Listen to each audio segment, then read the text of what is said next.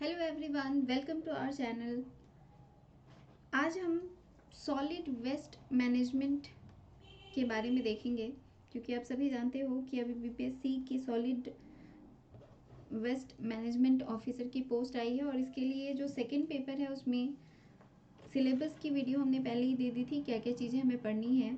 आज हम उसी सीरीज़ में स्टार्ट करेंगे। अगर आप सिलेबस देखोगे तो सबसे पहले यही है, solid waste, evolution of solid waste management, जो कि चैप्टर 1 यहाँ पे आप देख रहे हो। तो हम सबसे पहले यही देखेंगे कि सॉलिड वेस्ट होता क्या है। बहुत सारे लोगों को होगा कि इंग्लिश में है यहाँ पे सब कुछ, तो आप देखोगे मैक्सिमम चीज़ें आपको यहाँ पे इंग्लिश में ही मिलेंगी।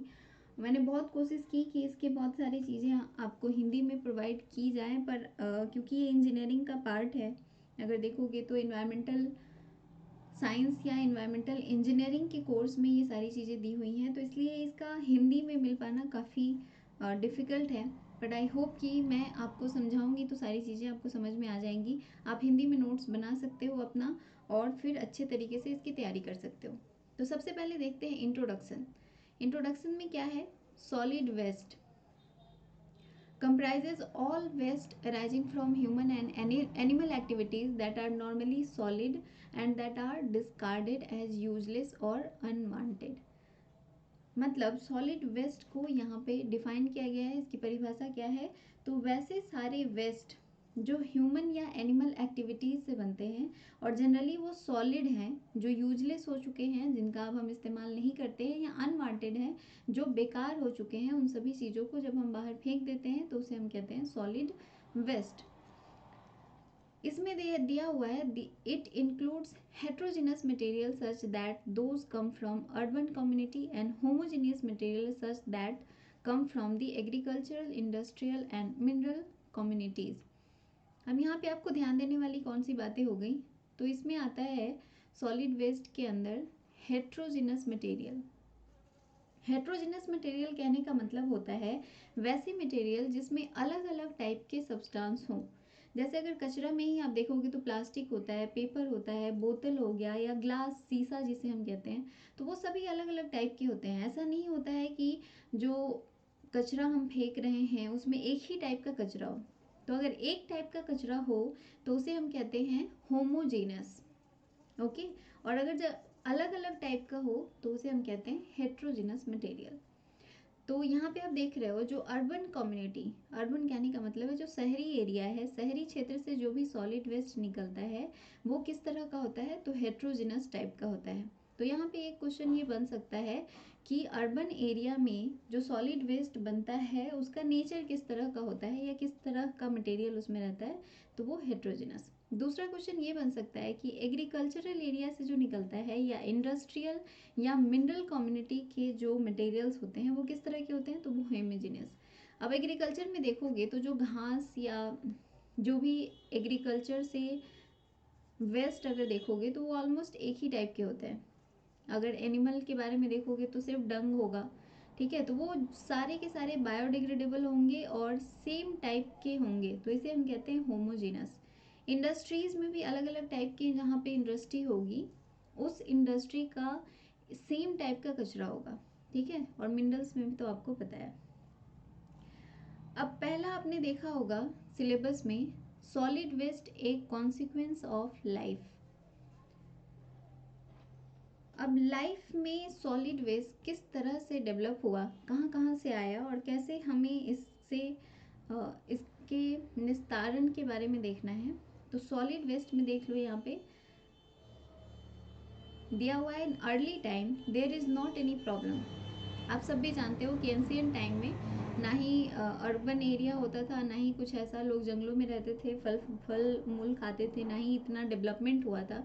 तो जब से डेवलपमेंट स्टार्ट हुआ है तब से अगर देखोगे तो सॉलिड वेस्ट जो है वो ज़्यादा इस मतलब घरों से निकलने लगे हैं सॉलिड वेस्ट। अर्बनाइजेशन और डेवलपमेंट, इंडस्ट्रियलाइजेशन, ये सब टर्म आपने सुना होगा। तो जब इंडस्ट्रीज आ गई, अर्बनाइजेशन हुआ, तो उसके बाद सॉलिड वेस्ट का अमाउंट जो है वो बढ़ने लगा। पहले के टाइम में इतना नहीं होता था, तो अर्ली टाइम में ये कोई प्रॉब्लम नहीं थी, लेकिन अभी के टाइम पे ये बहुत बड़ा प्रॉब्लम बन गया है। तो पहले क्या था, small amount of solid waste और लार्ज अमाउंट ऑफ लैंड, हमारे पास काफ़ी ज़्यादा एरिया हुआ करता था। अब क्योंकि अर्बनाइजेशन हो रहा है तो नई नई बिल्डिंग बन रही है, इंडस्ट्रीज़ बन रही हैं, बहुत सारी चीज़ों का निर्माण हो रहा है, कंस्ट्रक्शन आप देख रहे हो, पुल, रेलवे, इसके अलावा रोड्स जो हैं वो भी कंक्रीट के बन रहे हैं। तो सारी चीज़ें जब बनने लग रही हैं तो उसमें सॉलिड वेस्ट का अमाउंट भी बढ़ रहा है और हमारे पास लैंड एरिया, जो खाली एरिया है, उसकी भी कमी हो रही है। तो अर्ली टाइम में क्या था, तो ये चीज़ें नहीं थी। इसके अलावा जो फार्मर्स थे वो रिसाइकल कर देते थे सॉलिड वेस्ट को एज ए फ्यूल या फिर फर्टिलाइजर के तौर पे, ठीक है। लेकिन जब लाइफ डेवलपमेंट इंक्लूड हुआ तो उसके बाद से ये प्रॉब्लम स्टार्ट हुई। अब कहीं पे भी कचरा फेंकने से disposal of waste can be traced from the time when humans first began to congregate in tribes, villages and communities, and the accumulation of waste become a consequence of life. पहले जब जंगलों में रहते थे लोग तब इतनी प्रॉब्लम नहीं होती थी, लेकिन जब वो एक ट्राइबल कम्युनिटी बनाने लगे, गांव में रहने लगे, एक कम्युनिटी के तौर पे समाज का निर्माण हुआ, अलग अलग टाइप की चीज़ें बनी, तो जब एक जगह बहुत सारे लोग रहने लगे तो वहाँ पे कचरे का निर्माण भी ज़्यादा होने लगा और फिर वो हमारी लाइफ का एक पार्ट बन गया। अब देखो क्या होता था, throwing waste into the unpaved streets, roadways, vacant land led to the breeding of rats with their attendant fleas carrying bubonic plague. अब ये प्लेग आप सभी लोग जानते हो एक तरह की बीमारी है और ये काफ़ी ज़्यादा फैलता था।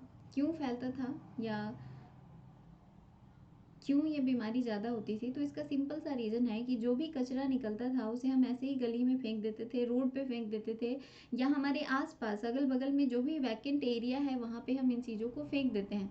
अभी भी ये लोग करते हैं कि अपने आगे या आसपास की जगहों में जो खाली एरिया है वहाँ पे हम कचरों को फेंक देते हैं। इन कचरों को फेंकने की वजह से क्या होता है कि वहाँ पे चूहों की संख्या में वृद्धि होती है, चूहे काफ़ी ज़्यादा बढ़ते हैं। इसके अलावा जो जो भी कचरा हम फेंकते हैं उसके ऊपर बहुत सारे कीड़े मकोड़े, मक्खियाँ लगती हैं, फिर उन कचरे से उठ के वो मक्खियाँ हमारे खाने और पानी को गंदा करती हैं और जब हम उन्हें खाते पीते हैं तो उसकी वजह से हमें कई सारी बीमारियाँ भी होती हैं। आपने सुना होगा एपिडेमिक प्लेग के बारे में कि प्लेग की वजह से गांव लोगों की डेथ हो जाती थी, लोग बहुत ज़्यादा मरते थे। तो ये सब चीज़ें होती थी सॉलिड वेस्ट मैनेजमेंट नहीं होने के कारण, ठीक है। अब कारण पूछा जा सकता है कि अगर सॉलिड वेस्ट मैनेजमेंट नहीं था तो उस समय किस तरह के प्रॉब्लम्स आते थे। तो उस समय प्ले होता था, इसके अलावा ब्लैक डेथ आपने नाम सुना है, ये हाफ ऑफ दी यूरोपियन जितने भी थे ऑलमोस्ट आधे हो गए थे जब ब्लैक डेथ हुआ था, काफ़ी लोग मारे गए थे इस टाइम पे। तो ये सब अर्बनाइजेशन और इंडस्ट्रियलाइजेशन की वजह से हुआ और कचरे का मतलब सॉलिड वेस्ट जो भी प्रोड्यूस हुआ उनका अच्छे तरीके से मैनेजमेंट नहीं हुआ और बेसिकली पब्लिक हेल्थ को ये कचरे ज़्यादा परेशान करने लगे 19th सेंचुरी के बाद से। उसके पहले इतनी ज़्यादा प्रॉब्लम नहीं थी, लेकिन 19th सेंचुरी के बाद से कचरों की वजह से काफ़ी ज़्यादा प्रॉब्लम होने लगी, ह्यूमन हेल्थ को ये बहुत ज़्यादा अफेक्ट करने लगा।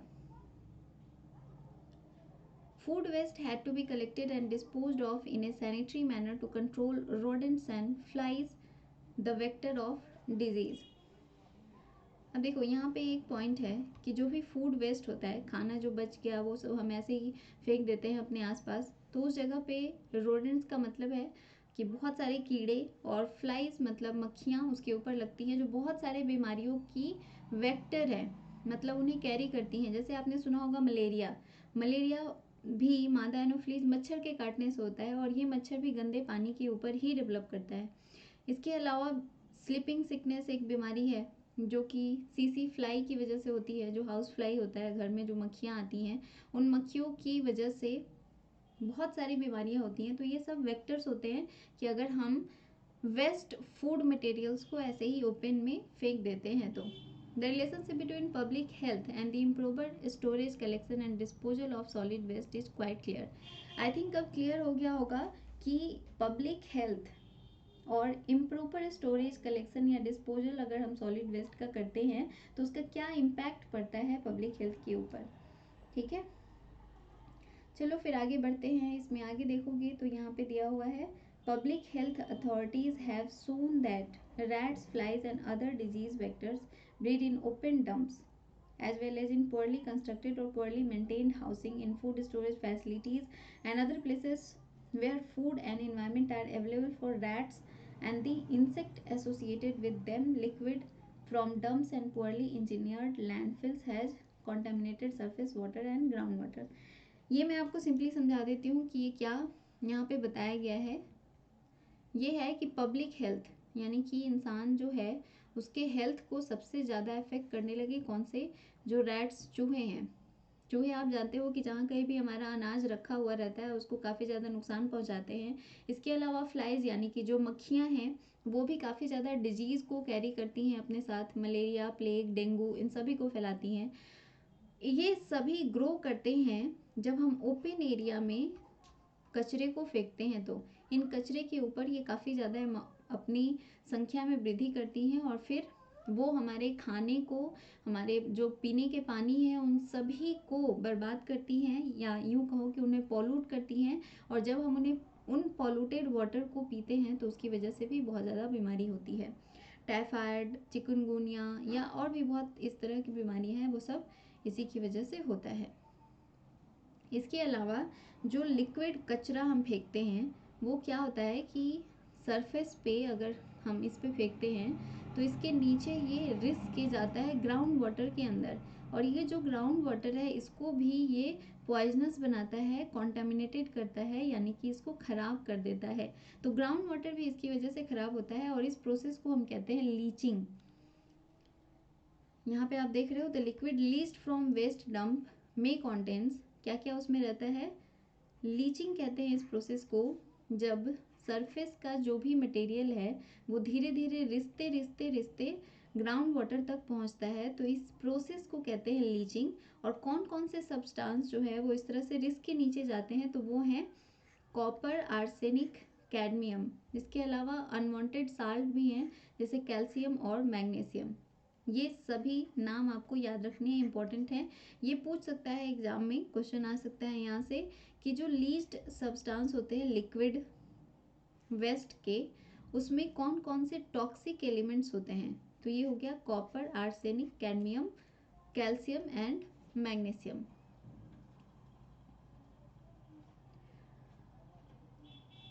इसके अलावा आप जानते हो कि नेचर के पास अपनी कैपेसिटी होती है to dilute, disperse, degrade, absorb और otherwise reduce the impact of unwanted residues in the atmosphere. जितने भी सब्सटेंस होते हैं इनके ऊपर काफ़ी ज़्यादा कीड़े मकोड़े लगते हैं और ये इन्हें डाइजेस्ट कर देते हैं. आप जानते हो बैक्टीरिया और फंजाई, जो बैक्टीरिया होता है और फंगी, ये जितने भी डेड और डिकेइंग मैटर होते हैं मतलब बायोडिग्रेडेबल मैटर जो भी होता है उन सभी को डाइजेस्ट कर देता है और इन्हें इनऑर्गेनिक सब्सटेंस में कन्वर्ट कर देता है. थोड़ा बायोलॉजिकल टर्म आपको यहाँ पे देखने को मिलेगा, परेशान नहीं होना है, धीरे धीरे समझोगे सारी चीज़ें समझ में आ जाएगी.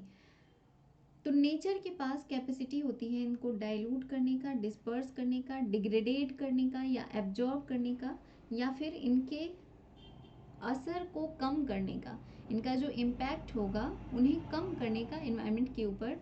ये नेचर के पास अपनी कैपेसिटी होती है. ठीक है, लेकिन इकोलॉजिकल इम्बैलेंस तब होता है जब इसकी नेचुरल कैपेसिटी से ज़्यादा हम कचरे का निर्माण करते हैं. और अभी के टाइम पे अगर देखोगे तो इम्बैलेंस ही है क्योंकि हम बहुत ज़्यादा अमाउंट में कचरों का निर्माण कर रहे हैं और उनका निस्तारण या सही ढंग से उनका मैनेजमेंट नहीं हो पा रहा है जिसकी वजह से हमारे लाइफ पे इसका बहुत बड़ा असर पड़ रहा है. तो यहाँ पे आप देख रहे हो सेकेंड टॉपिक था सॉलिड वेस्ट एक कॉन्सिक्वेंस ऑफ लाइफ. इसके बारे में आपने पूरा देख लिया कि जब से अर्बनाइजेशन होने लगा, लोग कॉलोनाइज होके रहने लगे, तब से सॉलिड वेस्ट का अमाउंट बढ़ने लगा और ये अप्रॉक्सीमेटली 19th सेंचुरी के बाद से हुआ जो भी कचरा हम ऐसे खुले में फेंकते हैं उसके ऊपर बहुत सारे अलग अलग टाइप के इंसेक्ट्स पलते हैं और वो बहुत अलग अलग टाइप की बीमारियां कॉज करते हैं। ठीक है, तो ये इम्पैक्ट हो गया, कॉन्सिक्वेंस हो गया लाइफ का। Solid waste. सेकेंड टॉपिक है waste generation in a technological society. Technological society में वेस्ट का जनरेशन किस तरह से होता है। अब देखो, इंडस्ट्रियल रिवॉल्यूशन जब से स्टार्ट हुआ, जब से इंडस्ट्रीज बैठना शुरू हो गए, the development of technological society can be traced at the beginning of industrial revolution. Technological society का मतलब हुआ कि वैसा एरिया जहाँ पे बहुत ज़्यादा अमाउंट में इंडस्ट्रीज़ हों और उस इंडस्ट्री से रिलेटेड लोग वहाँ पे रहते हों, तो उसे हम कहते हैं इंडस्ट्रियल सोसाइटी। और ये तब स्टार्ट हुआ जब इंडस्ट्रियल रिवॉल्यूशन हुआ। ठीक है, यहाँ पे कुछ डाटा दिए हुए हैं, इनको ध्यान रखना। जैसे at 1888 England prohibiting the throwing of solid waste into ditches, rivers and waters. ये आपको याद रखना है कि इंग्लैंड ने बैन कर दिया था सॉलिड वेस्ट को कहीं पे गड्ढों में, नदी में या जो तालाब वगैरह हैं उन सब में फेंकने से उसने मना किया था। कब? 1888 में ही उसने बैन कर दिया था। ठीक है, 1899 में यूएसए ने बैन कर दिया था। तो ये कुछ डाटा है जो पूछ सकता है हमारे एग्जाम में, तो इसलिए इसको याद रखना जरूरी है। Thus, along with the benefits of technology have also come the problem associated with the disposal of resultant waste. देखो यहाँ पे बस ये दिया हुआ है कि कुछ बेनिफिट्स भी हैं इसके और कुछ प्रॉब्लम्स भी हैं, लेकिन प्रॉब्लम्स ज़्यादा हैं बेनिफिट के अलावा। नेक्स्ट पॉइंट था material flow and waste generation. ये भी काफ़ी इंपॉर्टेंट है। Solid waste are generated at the start of the process beginning with the mining of raw material. देखो यहाँ इसको, इस पॉइंट को समझ लो थोड़ा। सॉलिड वेस्ट तभी जनरेट होने लगता है जब हम किसी सब्सटेंस को, जैसे आप जानते हो कि बहुत सारी चीज़ें हम अभी बना रहे हैं, जैसे प्लास्टिक का ही बहुत सारा सामान बन रहा है या और भी बहुत सारी फैक्ट्रीज़ हैं, तो उन फैक्ट्रीज़ में रॉ मटेरियल जाता है, मतलब कच्चा माल जब जाता है, तो उन कच्चे माल को जब हम निकालते हैं तभी से सॉलिड वेस्ट जनरेट होना स्टार्ट हो जाता है। ठीक है, उसके अलावा जब उन रॉ मटेरियल को हम पहुंचाते हैं, उसके बाद उसका प्रोसेसिंग होता है, उससे नए नए प्रोडक्ट बनते हैं, उन प्रोडक्ट बनने तक इन सॉलिड वेस्ट जनरेट होते रहता है। तो स्टार्ट कहाँ से हो जाता है? जब हम रॉ मटेरियल की माइनिंग करते हैं। मतलब माइनिंग करने का मतलब हुआ कि अर्थ से, क्रस्ट से इसको जब हम निकालते हैं, वहीं से सॉलिड वेस्ट जनरेशन स्टार्ट हो जाता है।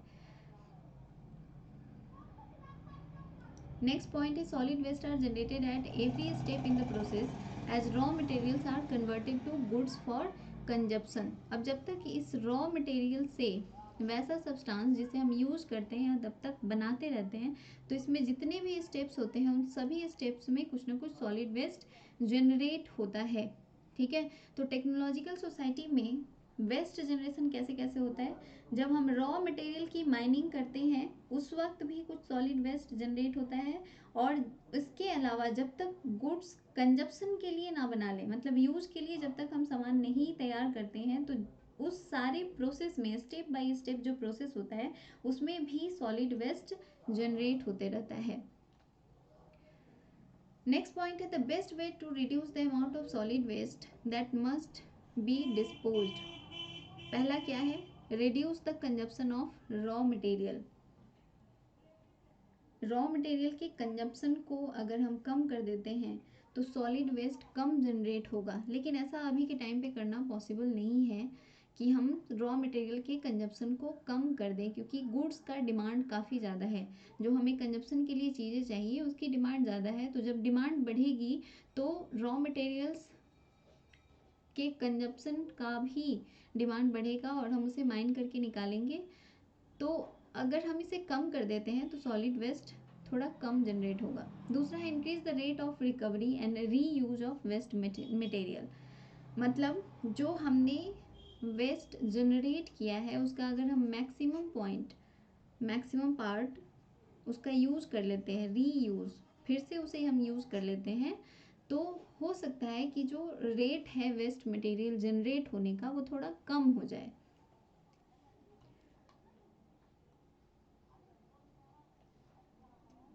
बहुत सारे जैसे अभी मैंने आपको बताया कि ये पॉसिबल नहीं है, वही यहाँ पे लिखा हुआ है, the concept is simple, affecting this change in a modern technological society has proved extremely difficult. ये काफ़ी ज़्यादा डिफ़िकल्ट है क्योंकि हम मॉडर्नाइजेशन की तरफ जा रहे हैं और हमें और ज़्यादा रॉ मटेरियल्स की ज़रूरत है। तो जितनी ज़्यादा हमें रॉ मटेरियल्स की ज़रूरत होगी उतना ज़्यादा सॉलिड वेस्ट जनरेट होगा।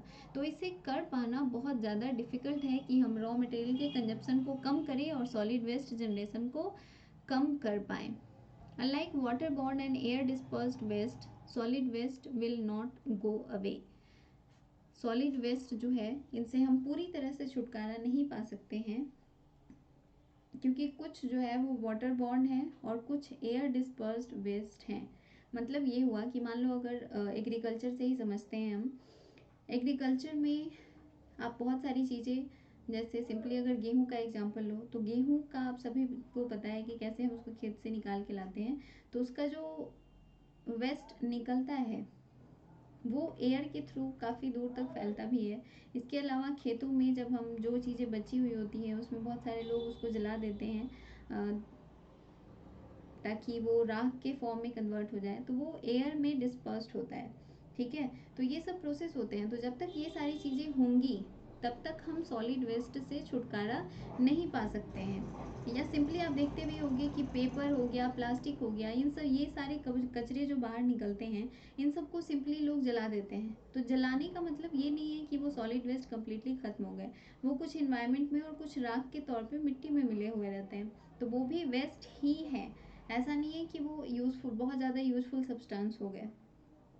ठीक है, तो तब तक हम छुटकारा नहीं पा सकते हैं जब तक इस पेपर या प्लास्टिक का जो हम इस्तेमाल कर रहे हैं, बाहर फेंक रहे हैं, उसके यूज़ को कम ना कर दें। नेक्स्ट टॉपिक है the effect of technological advances. ये सारे टॉपिक आप एक एक करके टिक करते हुए चलना, जहाँ कहीं भी आपने नोट किया है। हमने पिछले वीडियो में भी आपको बताया था कि आप नोट करते हुए चलना कि कौन कौन सा टॉपिक हमारा कंप्लीट हो चुका है। तो अभी आपने 2-3 टॉपिक मैंने अभी आपको कंप्लीट करा दिया है। इस पीडीएफ को मैं टेलीग्राम पे दे दूँगी, वहाँ से आप इसको डाउनलोड करके पढ़ सकते हो खुद भी। कोई दिक्कत नहीं होगी। और जहाँ कहीं भी आपको समझने में कोई प्रॉब्लम हो रही हो तो हमें कमेंट करके ज़रूर बताइएगा। अभी कमेंट कीजिए, मैं कोशिश करूँगी कि जल्द से जल्द आपको रिप्लाई दिया जाए। प्लस किसी टॉपिक पे अगर आपको वीडियो चाहिए तो भी आप हमें कमेंट करके बता सकते हैं।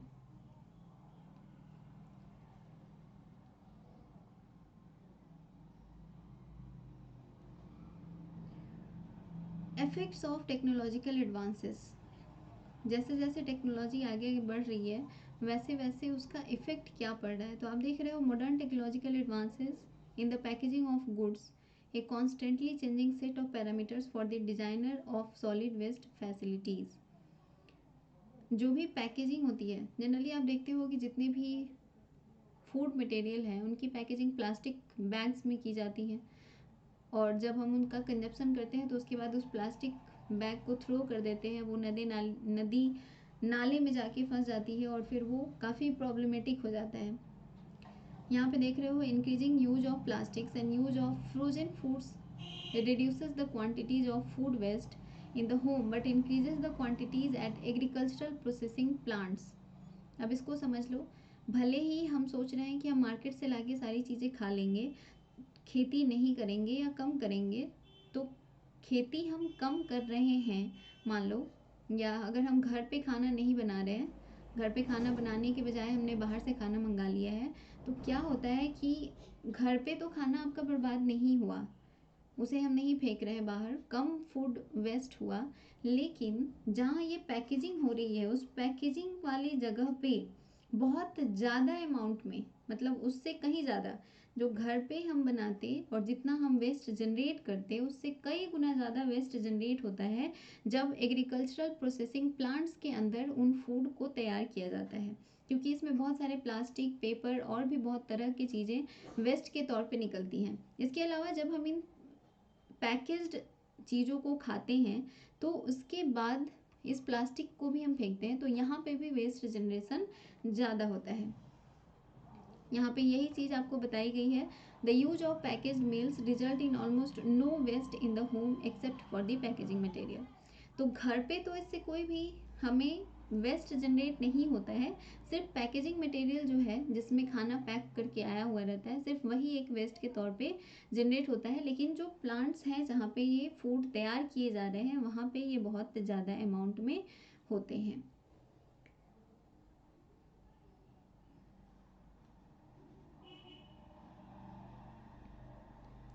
अब देखो बहुत सारे इस तरह से क्वेश्चन जो हैं वो अराइज हो सकते हैं। कौन कौन से क्वेश्चन हैं? तो which element of society generate the greatest quantities of solid waste and what is the nature of these waste? कौन सा सोसाइटी का जो, जैसे आप देखो बेसिकली प्लास्टिक ही है, प्लास्टिक का यूज हम सबसे ज़्यादा करते हैं, पैकेज फूड मटेरियल हो या ऐसे भी सामान कैरी करना हो कुछ भी, तो इनकी क्वांटिटीज़ को कैसे कम किया जा सकता है या इनके रिसोर्सेज की रिकवरी हम कैसे कर सकते हैं? प्लीज़ इसके आंसर आप हमें कमेंट करके ज़रूर बताइएगा। नेक्स्ट जो टॉपिक है वो है the development of solid waste management. इस टॉपिक को हम नेक्स्ट डे कंप्लीट करेंगे। आज के लिए बस इतना ही रहने देते हैं, और इसमें कहीं पे भी कोई भी पॉइंट अगर आपको समझ नहीं आया होगा तो हमें कमेंट करके ज़रूर बताइएगा।